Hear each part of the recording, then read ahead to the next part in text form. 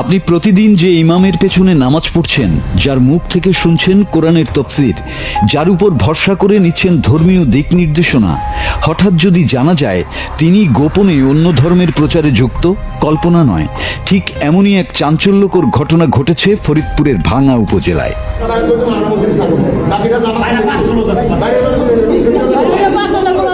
উপজেলার কাউলিবেড়া ইউনিয়নের পশ্চিম মাইঝাইল ও বাকপুরা গ্রাম শান্ত ও ধর্মপ্রাণ এলাকা হিসেবে পরিচিত, কিন্তু বুধবার দুপুরে হঠাৎ করেই এই এলাকায় ছড়িয়ে পড়ে তীব্র উত্তেজনা ও আলোড়ন।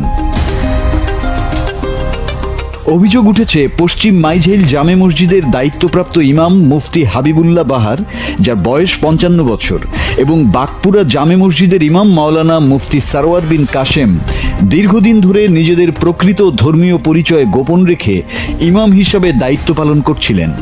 স্থানীয় সূত্রে জানা যায় তারা গোপনে খ্রিস্টান ধর্মের দাওয়াতি কার্যক্রম পরিচালনা করছিলেন এবং মুসলিমদের ধর্মান্তর করার চেষ্টা করছিলেন। ঘটনার সূত্রপাত স্থানীয় বাসিন্দা শফিকুল ইসলামের অভিযোগের মাধ্যমে। তিনি জানান, কিছুদিন আগে মাইঝাইল জামে মসজিদের ইমাম হাবিবুল্লাহ বাহার তাকে নানা প্রলোভন দেখিয়ে খ্রিস্টান ধর্মগ্রহণের আহ্বান জানান।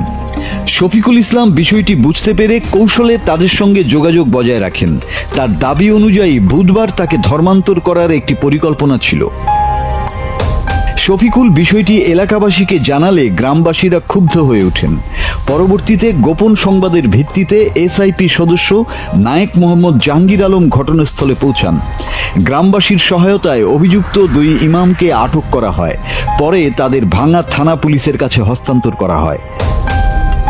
স্থানীয়দের দাবি, আটক ব্যক্তিরা একটি মিশনের অধীনে ধর্মান্তর কার্যক্রমে যুক্ত ছিলেন। তবে বিষয়টি নিয়ে তদন্ত চলছে এবং আইন শৃঙ্খলা বাহিনী ঘটনার সত্যতা যাচাই করছেন। এই ঘটনা পুরো এলাকায় ব্যাপক চাঞ্চল্যের সৃষ্টি করেছে এবং ধর্মীয় প্রতিষ্ঠানগুলোর নিরাপত্তা ও যাচাই প্রক্রিয়া নিয়ে নতুন করে প্রশ্ন তুলেছে।